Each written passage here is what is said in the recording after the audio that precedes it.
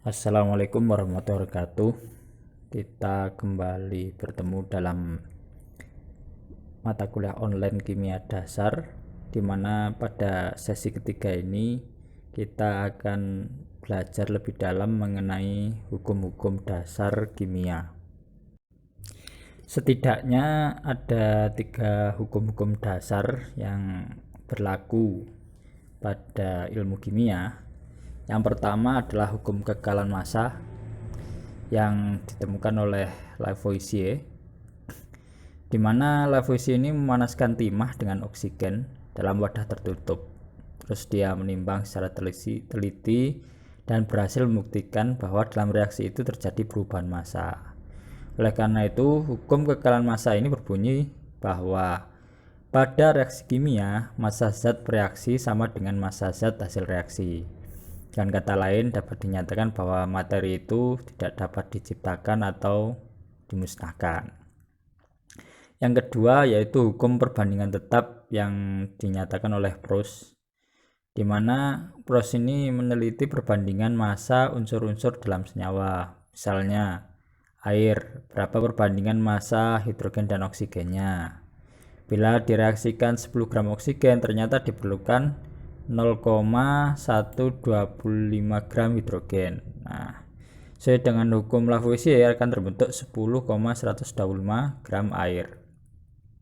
Nah, untuk membentuk air diperlukan oksigen dan hidrogen dengan perbandingan yang selalu tetap, yaitu 8:1. Dengan kata lain, air mengandung oksigen dan hidrogen dengan perbandingan massa 8:1. Jadi perbandingan massa oksigen dan hidrogen dalam reaksi pembentukan air tersebut gitu ya, itu sama walaupun jumlah massanya diubah. Nah, berdasarkan percobaan di atas, Proust merumuskan bahwa pernyataan yang disebut dengan hukum perbandingan tetap, yaitu dalam suatu zat kimia murni, perbandingan massa unsur-unsur dalam tiap-tiap senyawa adalah tetap. Nah, yang terakhir yaitu hukum perbandingan berganda. Hukum ini ditemukan oleh John Dalton, di mana John Dalton ini mempelajari dua unsur yang dapat membentuk lebih dari satu senyawa, seperti tembaga dengan oksigen, karbon dengan oksigen, belerang dengan oksigen, fosfor dengan klor. Nah, ternyata perbandingan antar unsur tadi itu berada dalam perbandingan bilangan bulat dan sederhana. Oleh karena itu, Dalton menarik kesimpulan bahwa bila dua unsur dapat membentuk lebih dari satu senyawa, apabila massa salah satu unsur dalam kedua senyawa sama, maka massa dari unsur yang lain berada dalam perbandingan bulat dan sederhana. Selanjutnya saya akan menerangkan mengenai teori atom Dalton yang ditemukan pada tahun 1807 oleh John Dalton. Nah, John Dalton mengatakan bahwa unsur tersusun atas partikel yang sangat kecil yang disebut atom. Nah, semua atom unsur tertentu adalah identik, yaitu mempunyai ukuran, massa, dan sifat kimia yang sama. Dan atom suatu unsur tertentu itu pasti berbeda dengan atom dari unsur yang lain. Yang kedua, senyawa tersusun atas atom-atom dari dua unsur atau lebih. Jadi kalau ada dua unsur atau lebih, dia dapat menyusun suatu senyawa. Nah, dalam setiap senyawa, perbandingan antara jumlah atom dari setiap dua unsur yang ada bisa merupakan bilangan bulat dan sederhana. Yang ketiga, yang terjadi dalam reaksi kimia hanyalah pemisahan, penggabungan, atau penyusunan ulang atom-atom. Reaksi kimia tidak mengakibatkan penciptaan atau pemusnahan atom-atom. Nah, hipotesis pertama tadi itu menyatakan bahwa atom dari unsur yang satu berbeda dari atom dari unsur yang lain. Misalnya, unsur nitrogen tentu berbeda dengan atom dari unsur oksigen. Atom dari unsur besi berbeda dengan atom dari unsur natrium. Nah, seperti itu. Terus hipotesis yang kedua itu menyatakan bahwa untuk membentuk suatu senyawa tidak hanya dibutuhkan atom dari unsur-unsur yang sesuai, tapi juga jumlah yang spesifik dari atom-atom tersebut, dimana ini merupakan perluasan dari hukum perbandingan tetap tadi gitu ya. Misalnya untuk menyusun molekul air gitu ya, itu butuh atom hidrogen dan atom oksigen, tapi nggak bisa kalau dalam jumlah ngasal gitu terus bisa terbentuk atom molekul air gitu, senyawa air. Nah, untuk menjadi senyawa air butuh perbandingan yang tetap gitu. Misalnya hidrogennya butuh dua atom, oksigennya satu atom, seperti itu. Kalau sama-sama satu atom, maka yang terjadi bukan air tapi hidroksida. Terus yang ketiga, hipotesis ketiga itu menunjukkan bahwa berlakunya hukum kekalan massa, karena dalam reaksi kimia itu tidak ada penciptaan atau pemusnahan atom-atom. Jadi jumlah atom akan selalu tetap, cuma ada penyusunan baru yang menyebabkan timbulnya senyawa-senyawa baru. Jadi senyawa-senyawa sebelum reaksi akan berbeda dengan senyawa-senyawa setelah reaksi, tapi tentu dengan jumlah total atom yang tetap. Selanjutnya kita mempelajari mengenai hukum penyatuan volume dan hipotesis Avogadro. Nah, Gay-Lussac itu mempelajari tentang reaksi-reaksi kimia antara suatu gas-gas gitu ya. Ambil contoh bagaimana gas hidrogen bereaksi dengan gas oksigen membentuk uap air. Nah, Gay-Lussac menemukan bahwa pada suhu dan tekanan yang sama, maka perbandingan volume gas-gas yang terlibat dalam reaksi kimia itu selalu berada pada perbandingan bilangan bulat dan sederhana. Oleh karena itu Gay-Lussac menyimpulkan bahwa volume gas yang terlibat dalam reaksi kimia itu berbanding lurus dengan koefisien molekulnya. Sebagai contoh ya, reaksi antara gas hidrogen dengan gas oksigen yang menghasilkan uap air itu membutuhkan 2 molekul hidrogen dan 1 molekul oksigen yang menghasilkan 2 molekul uap air. Nah, di sini misalkan kita memberikan gas hidrogen itu sebanyak 2 liter dalam reaksi tersebut, maka dibutuhkan 1 liter gas oksigen dan selanjutnya akan menghasilkan 2 liter uap air. Selanjutnya hipotesis Avogadro. Jadi Avogadro itu mempelajari apa yang telah diajukan Gay-Lussac berdasarkan hukum penyatuan volume tersebut. Kemudian Avogadro menyatakan bahwa unsur gas itu bukan monoatom tetapi poliatom. Jadi nggak ada gas itu yang berada pada kondisi atom tunggal. Dia selalu membentuk molekul baik dengan atomnya sendiri, atom yang sama, maupun dengan dia berikatan dengan atom yang lain.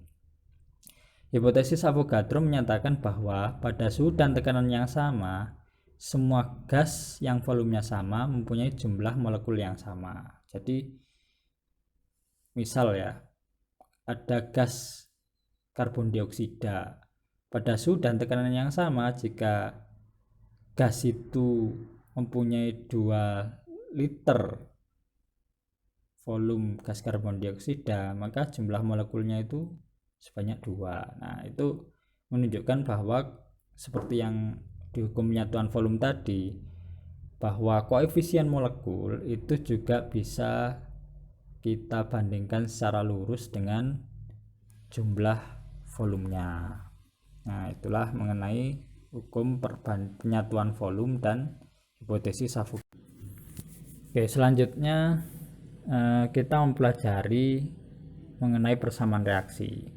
Nah, reaksi kimia itu adalah proses di mana zat atau senyawa diubah menjadi satu atau lebih senyawa baru. Jadi ada proses di mana senyawa itu diuraikan menjadi senyawa baru, atau ada reaksi antara satu senyawa dengan senyawa yang lain menghasilkan senyawa yang lain lagi. Nah, itu adalah reaksi kimia. Nah, dalam reaksi kimia ini ada ketentuan bahwa jumlah atom sebelum reaksi harus sama dengan jumlah atom sesudah reaksi, karena kan atom tadi mengikuti hukum kekekalan materi gitu ya, bahwa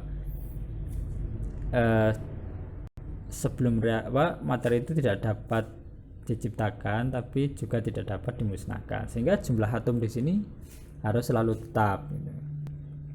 Kita ambil contoh bagaimana kita menyetarakan persamaan kimia, jadi menentukan koefisiennya. Seperti Anda lihat di situ ada C6H6 atau etana gitu ya, dengan O2 atau oksigen, di mana reaksinya menghasilkan gas karbon dioksida dan uap air, CO2 dan H2O. Nah, untuk menyetarakan persamaan tersebut, kita bisa breakdown berdasarkan atom-atomnya. Kita lihat C itu berarti jumlahnya ada 6 kali A yang sebelum reaksi, yang setelah reaksi ada C sebanyak C. H itu sebelum reaksi ada 6A, sesudah reaksi dia ada 2D. Terus misal kita turunkan terus gitu ya, kita akan memperoleh nilai bahwa C itu 6 dan D 3. Kalau kita misalkan A itu 1 gitu ya, kita anggap C6H6 nya 1 molekul gitu, maka koefisien C itu sebanyak 6 dan D koefisien 2 itu sebanyak 3. Nah, di sini tugas kita tinggal mencari koefisien B saja yang belum kita ketahui. Nah, ini dari situ kita tahu bahwa atom O itu punya jumlah 2 kali B. Nah, 2B ini kita cari dari yang sudah reaksi, di mana ada 2 kali 6 kita tambah dengan 3 kali 1. Berarti jumlahnya ada 15. Ini 15 per 2. Nah, seperti ketentuan dalam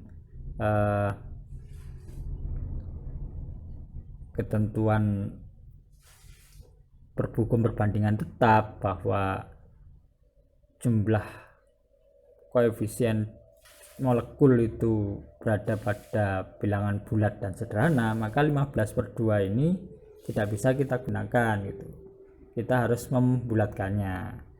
Maka kita kalikan 2. Nah, dari sini bilangan bulat sederhananya yaitu untuk C6H6 itu 2, untuk O2 nya 15, CO2 menjadi 12, dan H2O menjadi 6. Nah, itulah koefisien persamaan kimianya. Nah, kalau kita hitung ulang, nanti jumlahnya menjadi setara, di mana atom C itu ada 12, atom H itu ada 12, dan atom O tadi itu ada sebanyak 30 atom. Seperti kita ketahui bahwa menurut teori atom Dalton, sifat suatu atom dari suatu unsur itu berbeda dengan atom dari unsur yang lain. Nah, menurut Dalton, sifat utama yang membedakan atom yang berbeda unsur tadi adalah massa atomnya. Nah, karena massa atom ini sangat ringan, maka tidak dapat digunakan satuan gram atau kilogram untuk massa atom, dan harus dicari suatu massa standar untuk atom tersebut. Nah, di sini digunakan istilah massa atom relatif, yaitu perbandingan massa satu atom dengan massa atom standar. Nah, yang digunakan sebagai massa standar itu adalah atom yang stabil dan murni.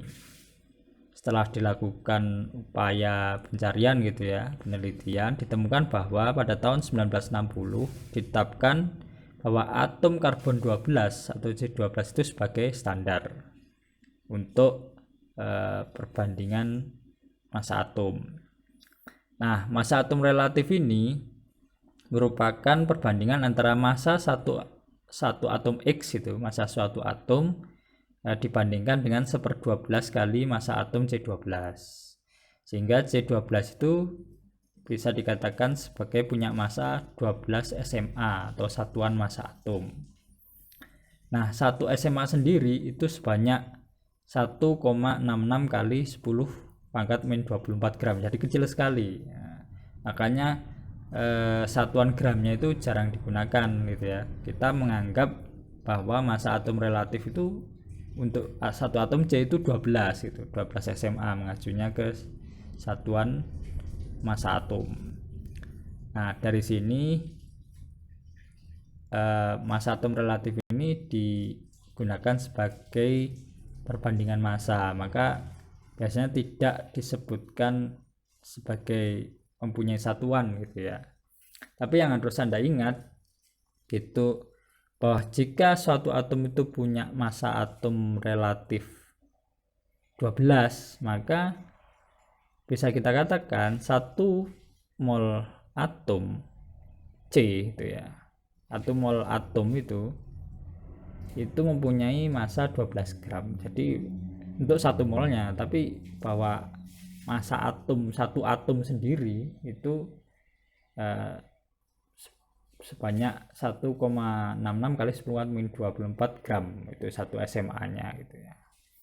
Itu bagaimana kita menyebutkan massa atom relatif dari suatu atom yang menentukan perbedaannya dengan massa atom yang lain. Sedangkan untuk suatu molekul gitu ya, yang merupakan gabungan dari dua unsur atau lebih yang membentuk senyawa dengan perbandingan tertentu, maka massa molekul itu digunakan massa molekul relatif atau MR gitu ya. Dimana massa molekul relatif ini merupakan perbandingan antara massa satu molekul senyawa terhadap massa atom standar yang 1 SMA tadi. Kita ambil contoh, misalnya kita mau menentukan massa atom relatif dari molekul air H2O gitu ya. Nah, dari situ kita ketahui bahwa massa atom relatif H adalah 1 SMA, sedangkan massa atom O adalah 16 SMA. Karena pada H2O itu terdapat 2 atom H dan 1 atom O, maka massa molekul relatif untuk H2O itu adalah 2 kali 1 ditambah 1 kali 16 atau sebanyak 18 SMA. Nah, inilah materi kita pada sesi ketiga ini.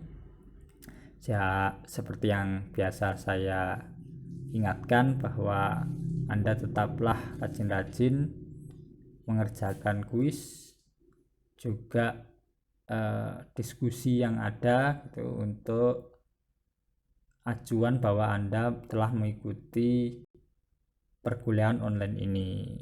Sebagai gantinya kehadiran kalau Anda kuliah secara offline gitu ya. Jadi penilaian itu ada di diskusi maupun kuis yang harus Anda kerjakan. Demikian pada sesi 3 ini. Kita akan bertemu kembali pada sesi selanjutnya di minggu yang akan datang.